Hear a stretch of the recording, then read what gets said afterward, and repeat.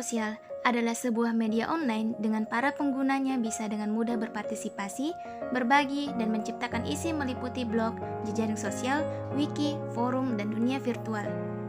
Blog, jejaring sosial, dan wiki merupakan bentuk media sosial yang paling umum digunakan oleh masyarakat di seluruh dunia. Masa remaja milenial adalah masa yang memiliki kepekaan yang begitu kuat terhadap hal-hal yang baru, sehingga remaja milenial sangat begitu mudahnya beradaptasi terhadap sesuatu yang baru tersebut. Apalagi media sosial adalah media yang begitu banyak menawarkan fitur-fitur yang mengasyikkan. Sehingga para remaja milenial dengan sangat mudah tergiur oleh fitur-fitur yang mengasyikkan tersebut tanpa mempedulikan konten-konten yang terkandung dalam fitur-fitur tersebut positif atau negatif. Hal ini sebenarnya menjadi sebuah ujian bagi para remaja milenial bagaimana mereka bisa mengawas diri untuk bertindak sebagaimana etika yang berlaku. Namun, hal tersebut rupanya tidak sebanding dengan nilai-nilai hedonis yang ditawarkan media sosial tersebut. Media sosial di suatu sisi memberikan manfaat positif bagi mobilitas kebutuhan manusia. Namun, di sisi lain juga telah membawa dampak negatif bagi perkembangan pola pikir manusia, terutama kalangan remaja milenial. Adapun dampak positif dari media sosial sebagai berikut.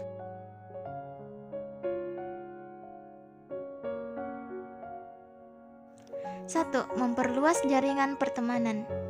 2. Memudahkan dalam berbagi informasi, baik dalam memberi maupun menerima informasi.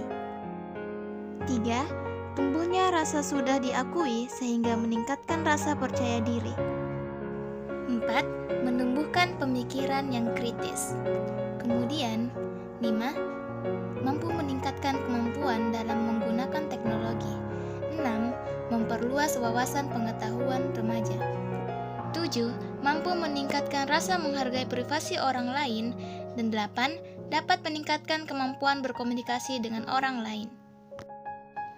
Selain 8 dampak positif akibat pengaruh media sosial terhadap remaja tadi, maka berikut beberapa dampak negatif dari media sosial terhadap kehidupan para remaja. Berdasarkan ulasan Freddy Serana Pratama, tertulis berikut 5 dampak negatif media sosial terhadap remaja seperti yang diuraikan The Health Site. Dampak negatif pertama yaitu 1. Kegelisahan. Sebagian besar remaja mengalami tekanan untuk menulis sesuatu yang sempurna, mengunggah gambar terbaik, dan langsung membalas ketika ada pesan di media sosial. Selain itu, tak sedikit remaja yang mendapatkan komentar negatif tentang dirinya di media sosial. Hal ini membuat mereka mengalami kecemasan dan kegelisahan. Dampak negatif kedua yaitu kurang tidur. Menurut suatu penelitian yang diterbitkan dalam Journal of Youth, penggunaan media sosial dapat memengaruhi pola tidur remaja. Remaja memiliki dorongan untuk bangun di tengah malam guna mengetahui hal-hal yang diunggah oleh teman-temannya. Perilaku inilah yang membuat remaja kurang tidur dan pada akhirnya dapat memengaruhi perubahan suasana hati. Terlebih remaja memiliki emosi yang masih labil. Selain itu, ada masalah kesehatan lain yang mengintai seperti depresi dan obesitas. 3. Perundungan cyber. Mayoritas remaja pernah menjadi korban cyberbullying atau perundungan cyber. Pelaku perundungan biasanya memanfaatkan teknologi, dalam hal ini media sosial, untuk melecehkan, menghina, dan hal negatif lainnya kepada korban. Remaja yang menjadi korban cyberbullying cenderung mengalami depresi, kecemasan, dan bahkan memiliki pikiran untuk bunuh diri. 4. Dampak negatif media sosial yang keempat adalah iri hati. Di media sosial, banyak orang menampilkan sisi terbaik dari dirinya. Sangat sedikit yang mau menunjukkan kesusahan atau hal lain yang membuatnya direndahkan. Ketika seseorang menampilkan dirinya dengan sangat baik di internet, hal itu memberikan kesan seolah hidupnya lebih menarik dibanding orang lain. Tak jarang juga hal itu mengundang rasa iri hati dari pengguna media sosial lain. Sejumlah orang dewasa bisa mengalaminya, tapi lebih rentan terjadi pada remaja. Oleh karenanya, penting bagi orang tua untuk memastikan anaknya tidak iri hati terhadap kehidupan orang lain di media sosial. Dampak negatif kelima adalah kurang komunikasi. Meskipun media sosial adalah tempat untuk berinteraksi dengan orang lain, tapi tentu rasanya berbeda dengan berkomunikasi langsung. Sayangnya, para remaja begitu sibuk melihat ponsel mereka sepanjang waktu. Akibatnya, mereka lupa ada kehidupan sosial di luar ponsel. Hal ini membuat mereka cakap berinteraksi di media sosial, namun kurang komunikasi dengan orang lain di kehidupan nyata. Bahkan, tak jarang remaja menjadi jauh dengan orang-orang di sekitarnya seperti keluarga dan teman. Bila dibiarkan, hal ini dapat merusak hubungan. Hal pertama yang dapat dilakukan untuk mengatasi kecanduan media sosial yaitu fokus pada orang di sekelilingmu. Untuk mengatasi kecanduan media sosial, cobalah mulai dengan satu hal yang sederhana. Misalnya, fokuskan dirimu terhadap teman atau keluarga ketika sedang menghabiskan waktu bersama. Kedua, matikan notifikasi handphonemu.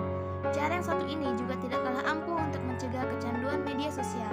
Dengan mematikan notifikasi, dirimu akan lebih fokus mengerjakan tugas atau hal lainnya yang sedang kamu kerjakan. Ketiga, hapus akun yang tidak digunakan. Menghapus akun media sosial merupakan salah satu cara terjitu untuk mengatasi kecanduan media sosial. Menurut Mary Potter, Marketing Director for Professional Organizer di Kanada, langkah pertama untuk menghentikan kecanduan terhadap media sosial adalah dengan mengonsolidasi perangkat dan menghapus platform apapun yang tidak kamu gunakan. Keempat, perbanyak sosialisasi di kehidupan nyata.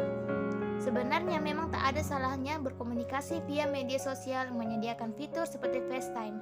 Namun, bila cara berkomunikasi seperti ini yang sering kamu pilih, ada baiknya untuk berpikir ulang. Sekali lagi, tidak ada salahnya menggunakan fitur seperti FaceTime, namun lebih baik berhubungan secara face-to-face. Kelima, bersihkan daftar friends and follow. Tips keenam adalah carilah kegiatan lain. Bila sudah merasa kecanduan media sosial, segeralah cari kegiatan lainnya yang bermanfaat. Tujuannya untuk mengurangi intensitas untuk berselancar di dunia maya tersebut. Semakin sibuk dirimu menghabiskan waktu di kegiatan lain, maka waktu untuk terpaku pada media sosial akan semakin minim. Ketujuh, gunakan smartphone secara bijak. Menggunakan smartphone secara bijak bisa menjadi cara efektif untuk mengatasi kecanduan media sosial.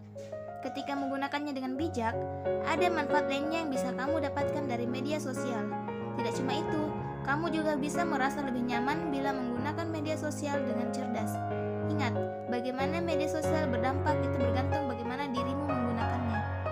Kedelapan, selalu batasi penggunaannya. Hal yang satu ini bisa menjadi cara terampuh agar terhindar dari kecanduan media sosial. Cobalah batasi waktu yang kamu habiskan di media sosial tiap harinya. Kamu bisa menggunakan alarm atau stopwatch untuk mengontrol penggunaan media sosial. Ketika kamu sudah terbiasa membatasi waktu menggunakan media sosial, maka kecanduan media sosial pun bisa diredam. Kedelapan tips, solusi, dan saran tadi dapat kamu baca ulang secara jelas di Halo Dok, kecanduan media sosial. Begini tips ampuh mengatasinya. Assalamualaikum warahmatullahi wabarakatuh.